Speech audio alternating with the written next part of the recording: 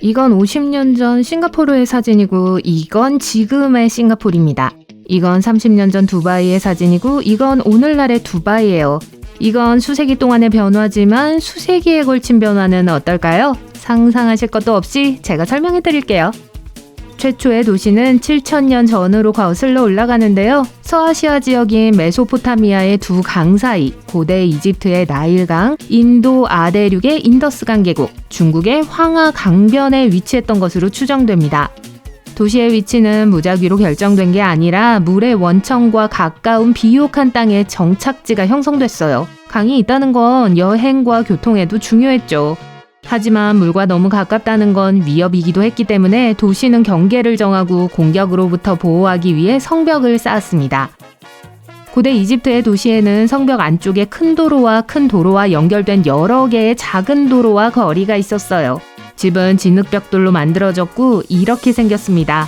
홍수가 나면 물에 의해 쉽게 파괴될 수 있었지만 이전 집 바로 위에 새 집을 지었어요.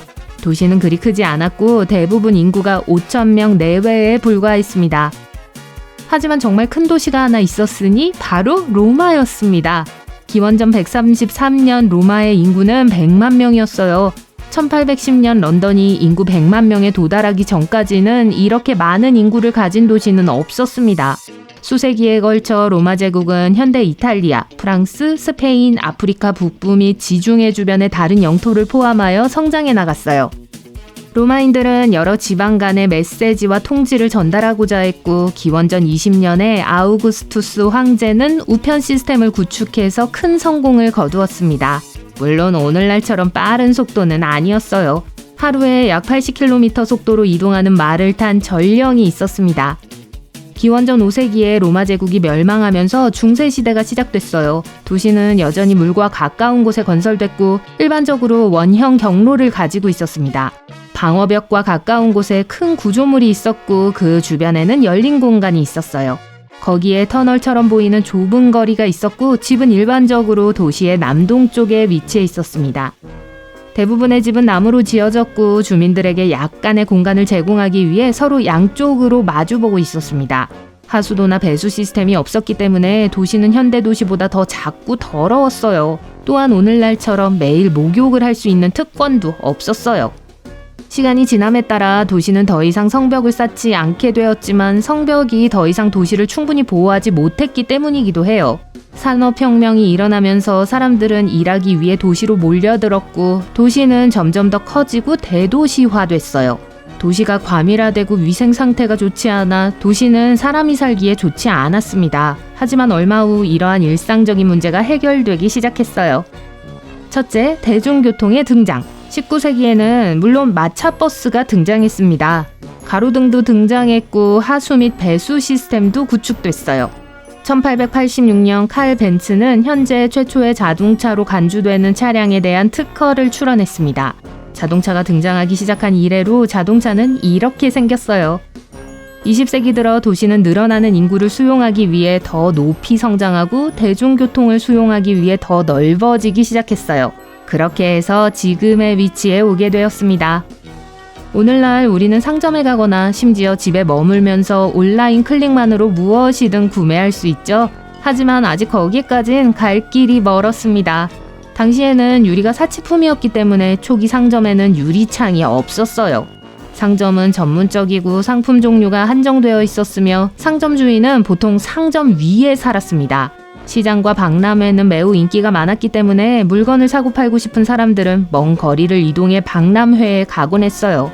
미국 최초의 슈퍼마켓은 1930년에 지어졌고 최초의 쇼핑몰은 1950년대에 와서야 등장했습니다. 우리가 지금도 사용하고 있는 많은 것들이 오래전에 발명됐어요. 간단한 게임을 해볼까요? 제가 과거의 물건들을 보여드리면 여러분은 그것이 무엇인지 맞춰보세요. 기원전 3000년경 메소포타미아에서 등장한 가장 오래된 발명품 중 하나부터 시작하겠습니다. 이게 무엇일까요? 주전자입니다. 이것도 대량 생산이 있었는데요. 또 다른 추측을 해보시겠어요? 중산층도 살 수 있었던 그릇과 항아리 같은 도자기예요. 그리고 이 바위를 보세요. 이게 뭔지 아시겠어요? 지도입니다. 수세기에 걸쳐 지도는 바위에 새겨진 조각에서 종이에 그려진 상세한 지도, 그리고 지금의 디지털 지도로 발전해 왔어요. 자, 고대 로마의 또 다른 돌을 소개합니다. 맞춰보실까요? 신문입니다. 로마인들은 돌이나 금속판에 뉴스를 새겨서 공공장소에 비치했어요. 문자가 발명된 후에도 사람들은 두루마리에 글을 썼어요. 두루마리는 매우 길어서 읽기에 불편했습니다. 로마인들은 우리가 지금 알고 있는 제본된 책을 발명한 사람들이에요. 이건 어때요? 사실 꽤 현대적인 물건이에요. 1780년에 발명된 칫솔이에요. 한 남자가 소뼈로 손잡이를 조각하고 돼지털을 붙였어요. 최초의 칫솔 중 하나는 이렇게 생겼습니다. 이걸 발명한 게 바이킹이었다는 사실을 알고 계셨나요? 바이킹은 실제로 중세시대에 가장 단정했던 사람들로 외모에 많은 신경을 썼어요. 그리고 메이크업의 뿌리는 고대 이집트로 거슬러 올라갑니다. 물론 당시에는 화려한 90가지 색상의 아이섀도우 팔레트는 없었어요. 그들의 메이크업은 대부분 검은색과 녹색으로 제한되어 있었습니다. 검은색은 그을음에 갈레나를 섞어 만들었고 아이섀도우는 갈레나에 공작석을 섞어 초록색이었습니다. 당시에는 남녀 모두 눈 화장이 악마의 눈으로부터 자신을 보호하고 눈병을 치료할 수 있다고 믿으며 화장을 하고 있었죠. 장난감은 수세기에 걸쳐 존재해왔어요. 그 중에는 소름 끼치는 것도 있고 어느 정도 괜찮은 것도 있지만 현대적이고 다채로운 장난감으로 발전해왔죠. 그리고 이건 바로 롤러스케이트예요. 위험을 감수하시겠어요? 체육관 장비는 이렇게 생겼습니다. 여기 있는 건 진공청소기예요. 이건 어때요? 짐작도 못하실걸요? 토스터기입니다. 그리고 여기 있는 이건 최초의 세탁기 중 하나예요. 2022년 어떤 사람들은 그 계절에 맞는 옷을 사서 나중에 쓰레기통에 버리고 납니다. 안타까운 일이죠. 중세시대에는 옷이 너무 비싸서 가능한 한 오래 입어야 했어요. 그래서 사람들은 옷을 관리해야 했고 세탁은 계획에 포함되지 않는 경우가 많았습니다. 옷은 필요할 때만 세탁했어요. 몸에 직접 닿는 리넨만 정기적으로 세탁했는데 그 이유는 리넨은 세탁할 때마다 더 멋지고 부드러워지기 때문입니다. 그럼 20세기 패션을 살펴볼까요? 여기 수영복이 있습니다.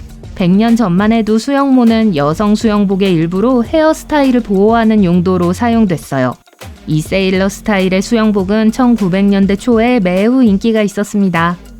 이후 수영복의 길이가 짧아지긴 했지만 여전히 지금과는 거리가 멀었어요. 심지어 여성 수영복이 너무 노출되지 않도록 하기 위한 수영복 규정도 있었죠. 20년대와 30년대에는 남성들이 줄무늬 수영복을 입었습니다. 1940년대에는 여성들이 드레스처럼 보이는 원피스 수영복을 입기 시작했어요. 지금 우리가 알고 있는 노출이 있는 수영복은 1970년대가 돼서야 등장했습니다. 하지만 20세기의 가장 극적인 발전은 아마도 과학기술일 거예요. 최초의 컴퓨터는 1837년에 발명됐지만 그 발명가의 아들에 의해 1910년에야 제작됐습니다. 그 컴퓨터는 이렇게 생겼어요. 여기 이 컴퓨터는 1936년에 만들어진 최초의 프로그래밍 컴퓨터입니다. 다음은 수년에 걸친 다른 컴퓨터의 사진이에요. 이건 불과 20년 전에 우리가 가지고 있었던 거예요. 아마도 여러분은 여전히 그 거대한 화면을 기억하실 거예요. 그리고 이것이 지금 우리가 가진 거죠. 이게 뭔지 맞춰볼까요? 컴퓨터 마우스예요. 최초의 TV는 1927년에 등장했고 그 모습은 이렇습니다. 그리고 너무 어렸을 때라 기억이 나지 않는 분들을 위해 최초의 휴대전화를 소개할게요. 훨씬 더 작고 두꺼웠던 데다 화면을 두드려도 아무 일도 할 수 없었습니다.